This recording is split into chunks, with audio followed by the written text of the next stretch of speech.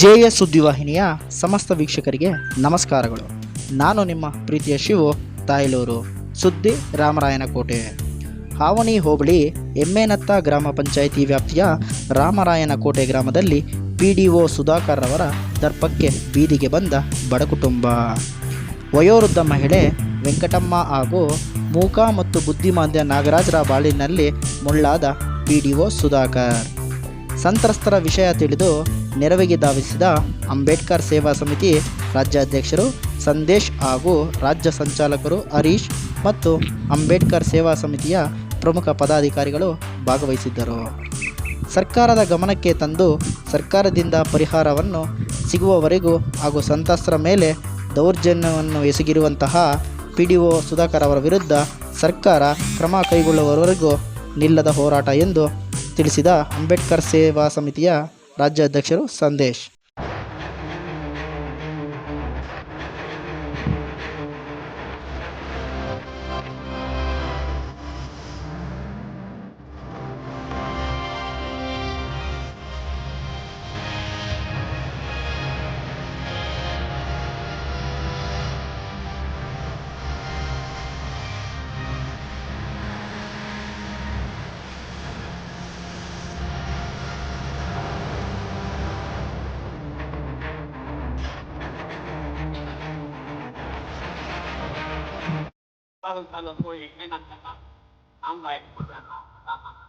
ಗ್ರಾಮದಲ್ಲಿ ಇವರು ಸುಮಾರು 10 ವರ್ಷದಿಂದ ಇಲ್ಲಿ ಮನೆ ಕಟ್ಕೊಂಡಿದ್ದಾರೆ.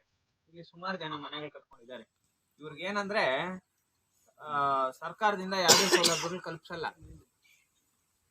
ಅವ್ರು ಕಲ್ಪಿಸ್ತೀರ ಇದ್ರೆ ಎಲ್ಲ ಹೋದ್ರೆ ಹೋಗ್ಲಿ ಏನೋ ಕೂಲಿ ನಾಲಿ ಮಾಡ್ಕೊಂಡು ಅದು ಇದು ಮಾಡ್ಕೊಂಡು ಏನೋ ಪಾಪ ಏನೋ ಅಷ್ಟು ಮಾತ್ರ ಮನೆ ಕಟ್ಕೊಂಡಿದ್ದಾರೆ ಸರ್. ಒಂದು ಹಾಲೋ ಬ್ಲಾಕ್ ಸಂಪಾದಿಸ್ಬೇಕಂದ್ರೆ, ಒಂದು ಹಾಲೋ ಬ್ಲಾಕ್ ತಗೊಂಡ್ಬರ್ಬೇಕಂದ್ರೆ ಎಷ್ಟು ಬಾಧೆ ಇದೆ ಅಂತ ಹೇಳ್ಬಿಟ್ಟು ಇವ್ರು ಕೂಲಿ ಮಾಡೋ ಜನಕ್ಕೆ ಗೊತ್ತು ಪಾಪ. ಏನೋ ಕಷ್ಟ ಪಡ್ಕೊಂಡು ಒಂದಷ್ಟು ಮನೆ ಕಟ್ಕೊಂಡು ಸುಮಾರು ಒಂದು 4 ವರ್ಷದಿಂದ ಮನೆ ಇದೆ. ಸರ್ಕಾರದಿಂದ ಅಂಗನವಾಡಿಗೆ ಅಂತ ಹೇಳ್ಬಿಟ್ಟು ಗ್ರಾಮ ಠಾಣೆಯಲ್ಲಿ ಜಾಗ ಮಂಜೂರಾಗುತ್ತೆ.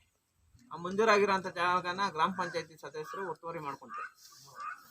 ಆ ಜಾಗ ಬೇಡ, ಇವಾಗ ಈ ಜಾಗ ಇವರಿರೋಂಥ ಜಾಗದಲ್ಲಿ ಮನೆ ಕಟ್ಟಬೇಕು ಅನ್ನೋ ಲೆಕ್ಕಾಚಾರದಲ್ಲಿ, ಅಂದ್ರೆ ಇವರಿರೋ ಜಾಗನ ಮನೆ ಹೊಡೆದಾಗ್ಬಿಟ್ಟು ಅಂಗನವಾಡಿ ಕಟ್ಟಬೇಕು ಅನ್ನೋ ಲೆಕ್ಕಾಚಾರದಲ್ಲಿ ಇವ್ರಿಗೆ ದೊಡ್ಡ ಮಟ್ಟದಲ್ಲಿ ಅನ್ಯಾಯ ಮಾಡಿ ಪಾಪ ಅವ್ರ ಮಗ ಬಾಯಿಲ್ಲ, ಮೂಗ, ಅಂಗವಿಕಲ, ಅವರು ಕೇಳ್ಕೊಂತಾನೆ ಸರ್, ಅಣ್ಣ ಬಿಟ್ಬಿಡ್ರಿ ಅಯ್ಯಯ್ಯ ಅಯ್ಯಯ್ಯ ಅಯ್ಯಯ್ಯ ಅನ್ನೋ ಲೆಕ್ಕಾಚಾರದಲ್ಲಿ ಕೇಳ್ಕೊಂಡು ಬಾಯಿಲ್ಲ. ಕೇಳ್ಕೊಂಡ್ರು ಮಾನವೀಯತೆ ಇಲ್ದಿರ ನಡ್ಕೊಂಡು PDO ಮತ್ತೆ ಈ ಗ್ರಾಮ ಪಂಚಾಯತಿ ಸದಸ್ಯ ಇವರಿಬ್ರು ಸೇರ್ಕೊಂಡು ಮನೇನ ಹೊಡೆದಾಕಿ ಇವ್ರನ್ನ ರೋಡಲ್ಲಿ ಕೂತಿದ್ರು. ನಿನ್ನೆ ರಾತ್ರಿ ಅಮ್ಮ ಒಂಟಿ ಹೋರಾಟ ಮಾಡ್ತಾ ಇದ್ರು. ನಮ್ಮ ಗಮನಕ್ಕೆ ಬಂತು ವಿಚಾರ ಬಂದಿದ ತಕ್ಷಣ ಕೋಲಾರಿಂದ ನಾನು ಮತ್ತೆ ನಮ್ಮ ಬೆಳಗುಂಟೆ ಹರೀಶ್ ಅವರು ಇಮಿಡಿಯೇಟ್ ಆಗಿ ಸ್ಥಳಕ್ಕೆ ಬಂದು ನಿನ್ನೆ ರಾತ್ರಿಯಿಂದನೇ ಅಹೋರಾತ್ರಿ ಪ್ರತಿಭಟನೆ ಮಾಡ್ತಾ ಇದ್ದೀವಿ. ಅಧಿಕಾರಿಗಳು ಗಮನಕ್ಕೆ ತಿಳಿಸಿದ್ದು, ಅಧಿಕಾರಿಗಳು ಇಲ್ಲೇ ಇವ್ರಿಗೆ ಮನೆ ಕಟ್ಕೊಡ್ತೀವಿ ಅಂತ ಹೇಳ್ಬಿಟ್ಟು ಹೇಳಿದ್ದಾರೆ. ಮನೆ ಕೆಲಸ ಸ್ಟಾರ್ಟ್ ಆಗೋ ತನಕ ನಾವು ಇಲ್ಲೇ ಕುತ್ಕೊಂಡು ನಿರಂತರವಾಗಿ ಹೋರಾಟ ಮಾಡ್ತೀವಿ ಅಂತ ಹೇಳ್ಬಿಟ್ಟು ಮುಖಾಂತರ ತಿಳಿಸ್ತಾ ಇದ್ದೀವಿ.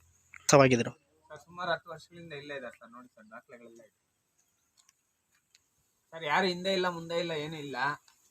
ಬಂದು ಹೊಡೆದಾಕಿದ್ರು ಸರ್. ಆಕ್ಚುಲಿ ಕಟ್ಟಿರೋ ಮನೆ ಹೊಡಿಬಾರ್ದು ಅನ್ನೋ ಕಾನೂನು ಇದೆ. ಮನೆನೇ ಹೊಡಿಬಾರ್ದು, ಕಟ್ಟಿರೋ ಮನೆನ. ಇವರು ಸರ್ವೆ ನಂಬರ್ ಜಾಗದಲ್ಲಿ ಮನೆ ಕಟ್ಕೊಂಡ್ರು ಅಂತ. ಸರ್ವೆ ನಂಬರ್ ಗೋಮಾಳ, ಸರ್ಕಾರಿ ಗೋಮಾಳಕ್ಕೆ ಸರ್ವೆ ನಂಬರ್ಗೆ ಪಂಚಾಯತಿಗೆ ಸಂಬಂಧ ಇಲ್ಲ. ಹೌದು, ಯಾವ ಬೇಸ್ ಮೇಲೆ ಹೊಡೆದ್ರು ಅನ್ನೋದೇ ಗೊತ್ತಾಗ್ತಾ ಇಲ್ಲ. ಜಾರಿ ಆಗಿದೆ ಇಲ್ವಾ ಸರ್? ಯಾವುದೇ ಕಾರಣಕ್ಕೂ ನೋಟಿಸ್ ಅವೆಲ್ಲ ಕೊಟ್ಟಿಲ್ಲ. ಅವ್ರು ಸುಮ್ಮನೆ ಹೇಳ್ಕೊಂತಾರೆ ನೋಟಿಸ್ ಕೊಟ್ಟಿದ್ದೀವಿ ಅಂತ. ಇವ್ರಿಗೆ ಯಾವ್ದು ಕೊಟ್ಟಿಲ್ಲ. ನೋಟಿಸ್ ಜಾರಿ ಆಗಿಲ್ಲ. ನೋಟಿಸ್ ಜಾರಿ ಆಗದೆ ನೇರವಾಗಿ ಏಕಾಏಕಿ ತೆರವುಗೊಳಿಸಿದ್ದಾರೆ. ಅವ್ರು ಯಾರು ಸರ್? ಕೊಡ್ಬೇಕಂದ್ರೆ ತಾಲೂಕ್ ಪಂಚಾಯತ್. ನಾವು ಅದನ್ನೇ ಕೇಳ್ತಾ ಇದೀವಿ. ಕಂದಾಯ ಇಲಾಖೆಯಿಂದ ಬರಬೇಕಾಗುತ್ತೆ. ತಹಸೀಲ್ದಾರ್ ಅವ್ರು ಕೊಡ್ಬೇಕು. ಅವ್ರು ಯಾವ್ದು ನೋಟಿಸ್ ಇಲ್ಲ, ಅವೆಲ್ಲ ಕೊಟ್ಟಿಲ್ಲ. ನೋಟಿಸ್ ಬಂದಿಲ್ಲ. ಹೇಳಿ. ಇದ್ರ ಹಿಂದೆ ಇರ್ತಕ್ಕಂಥ ಷಡ್ಯಂತ್ರ, ಒಂದು ಹುನ್ನಾರ ಹೂಡುವಂಥ ಸಂಚುಗಳನ್ನು ರೂಪಿಸ್ಕೊಂಡು ಗ್ರಾಮ ಪಂಚಾಯಿತಿ ಅಧಿಕಾರಿ ವರ್ಗ ಹಾಗೂ ಇಲ್ಲಿನ ಒಂದು ಜನಪ್ರತಿನಿಧಿಗಳು ಸುಮಾರು 2001ರಲ್ಲಿ ಬಾಲ ವಿಕಾಸ ಯೋಜನಾಧಿಕಾರಿಗಳ ಹೆಸರಿಗೆ ಬೇರೆ ಸ್ಥಳವನ್ನು ಮೀಸಲಿರಿಸಿ ರೆಸಲ್ಯೂಷನ್ ಮಾಡಿ ಇಟ್ಟಿರ್ತಕ್ಕಂಥ ಕಾಪಿ ಇದು. ಈ ಒಂದು ಸ್ಥಳನ ಹೊರತುಪಡಿಸಿ ಇಲ್ಲಿ ದೊಡ್ಡ ದೊಡ್ಡ ಸವರ್ಣೀಯರಿದ್ದಾರೆ ಅಂತ ಹೇಳ್ಬಿಟ್ಟು ಇವ್ರ ತಂಟೆಗೆ ಹೋಗೋದಿಲ್ಲ. ಉದ್ದೇಶಪೂರ್ವಕವಾಗಿ ಅದನ್ನು ಹೊರತುಪಡಿಸಿ ಅದನ್ನು ಸೇವ್ ಮಾಡಬೇಕು, ಈ ಜಾಗನ ಸೇವ್ ಮಾಡಬೇಕು ಅಂತ ಹೇಳ್ಬಿಟ್ಟು ಪಾಪ ಅಮಾಯಕರು ಅವರ ಒಂದು ಜಾಗದಲ್ಲಿ ಅಂಗನವಾಡಿ ಕಟ್ಟಡ ನಿರ್ಮಿಸುವಂಥ ಹುನ್ನಾರ ಹೂಡಿ ಅದನ್ನು ಮನೆ ಕೆಡುವಂಥ ಕೆಲಸ ಮಾಡಿಲ್ಲ.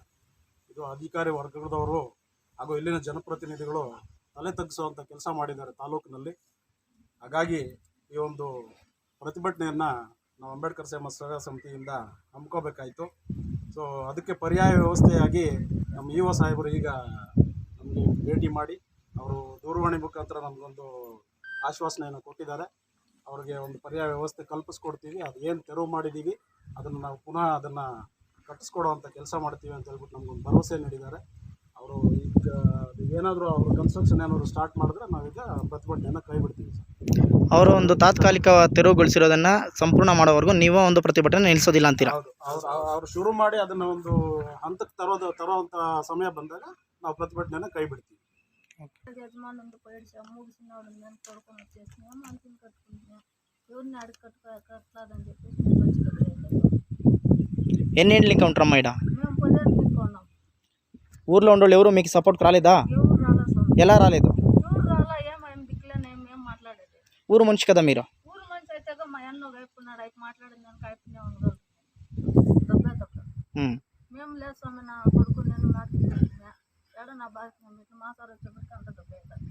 ఇంకా అంగన్వాడికి అని చెప్పిన జాగాలో మీరు అక్రమంగా కట్టుకునేది మీరు సరేనా? తెలియదు కదా స్వామి, అప్పుడు చెప్పాల్సి కొన్నాం సార్. పొదేళ్ళు ఏం కట్టిండ్రి ఇల్లు ఇదే? ఉదయానికి వెనకనే కట్టింది సార్. నిన్న 11 గంటల్లో వచ్చి దౌర్జన్యం చేసి వీడియో సార్ ఆడుకుంటు రిక్వెస్ట్గా ఆడుకుంటుంది సార్. వద్దు సార్, ఒక ఆడబిడ్డ దిక్కులేంది ముందు మోపి ముగిసినాడు దెబ్బతండ. ఇది సర్కారీ గవర్నమెంట్ సార్, ఇది గ్రామ టాన్ ఏం కాదు. జేఎస్సీ అంటే జాగా 2001లో 11 నెల 30-40 అంగన్వాడీ బిల్డింగ్ ఊళ్ళో ఇచ్చినాం, దాన్ని ఉపయోగించుకోండా అని చెప్తుంది. అది లేదప్ప, అట్లంతా లేదు, నువ్వు చెప్పినట్టు కాదు, నిజంగా దాఖలాలు ఉంటాయి ఈయన సార్. డాక్యుమెంట్ ఏం లేదు సార్, కానీ సర్కారీ గవర్నమెంట్లో ఉండాము. ఒక ఆడబిడ్డకి కట్టించినాం ముందు మోపి దిక్కులేంది అని చెప్పి రిక్వెస్ట్ సార్. కొంచెం గ్రామ పంచాయతీ ప్రజెంట్ నెంబరు నామినేషన్ చేస్తున్నప్ప రాజకీయం చేస్తాడు మనే అంటే, లేదప్ప నువ్వేం రాజకీయం, నీ కొడుకు అట్లే మాట్లాడతావు, నువ్వు అట్లే మాట్లాడు, లేదప్ప నువ్వు రాజకీయం చేస్తా ఉన్నావు, ఇది తప్పు, ముందు మోపు నన్ను ఏం చేస్తున్నావు, తప్పు చేస్తున్నావు నువ్వు అని చెప్పి అనుకుంటే నన్నే నా బొచ్చుగా నువ్వేం చేయలేదు పూర ఈ నామినేషన్ అని. సరే ఆయప్ప నీ బొచ్చుగా నేను చెప్పి నా కొడుకు నన్ను ఈడ్చుకొని వెళ్ళేసి మొత్తం విషయం.